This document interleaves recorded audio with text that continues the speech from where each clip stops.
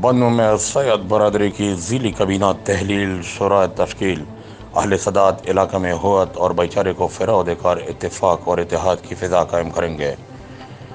जामे मस्जिद मदनी मौलाना अब्दुल सत्तार शाह माल मंडी में एक मशावरती इजलास ज़ेर निगरानी मौलाना तैयब शाह बुखारी मुनक़िद हुआ, जिसमें ज़िला भर की सैयद बरदरी के मशरान ने शिरकत की। इस मौके पर मौलाना सैयद तैयब शाह बुखारी, मौलाना सैयद नसीम अली शाह, सैयद फरहद अली शाह, नेक जहान शाह, पीर कमाल शाह, फरीदुल्ला शाह, ममनून अली शाह, सादे जल शाह, दीदार अली शाह और देगर सैयद बरदरी के अरकान ने शिरकत की। ये एक गैर सियासी तंजीम है जिसका बुनियादी मकसद बरदरी के दुख सुख में साथ देना है। Rizwanul Khan, deputy director news, सोमवाद।